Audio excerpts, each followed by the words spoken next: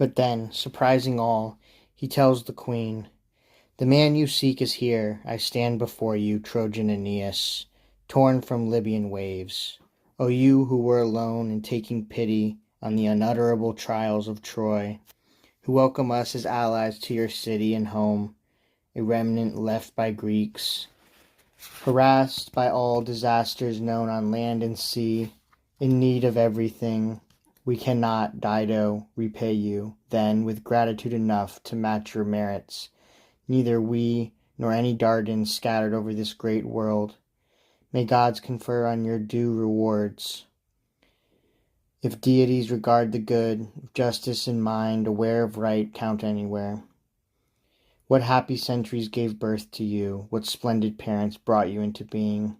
While rivers run into the sea and shadows still sweep the mountain slopes and stars still pasture upon the sky, your name and praise and honor shall last, whatever be the lands that call me."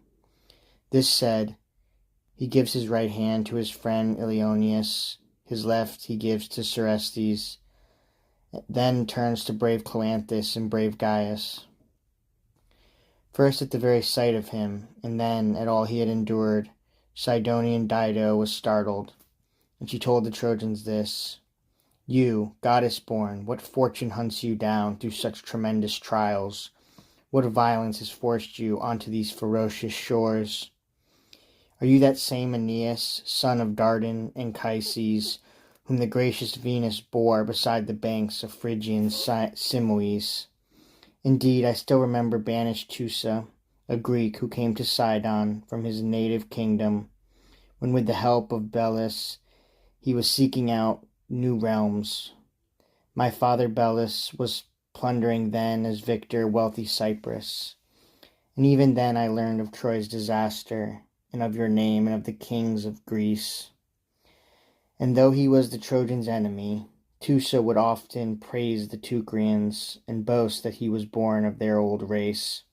Thus, young men, you are welcome to our halls.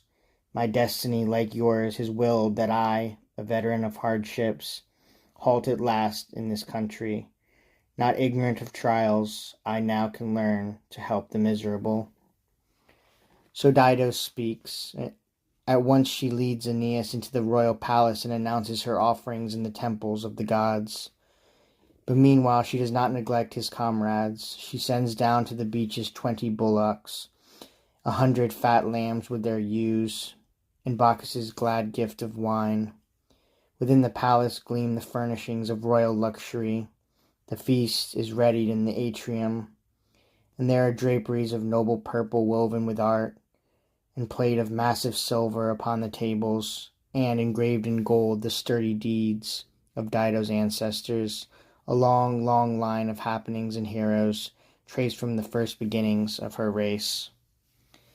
Aeneas, for his father's love could not permit his mind to rest, now quickly sends Achates to the Trojan ships to carry these tidings to Ascanius, to lead Aeneas' son up to the walls of Carthage. All his paternal love and care are for Ascanius.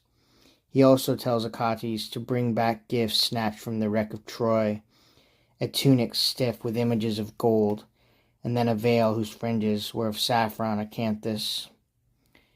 These once worn by Argive Helen, who had borne them off to Troy in her unlawful wedding when she had fled Mycenae, splendid gifts of her mother Leda, and besides a scepter that had once been carried by Ilione, eldest of Priam's daughters, a necklace set with pearls, and then a crown that had twin circles set with jewels and gold. And hurrying to do all he was told, Achates made his way down to the boats.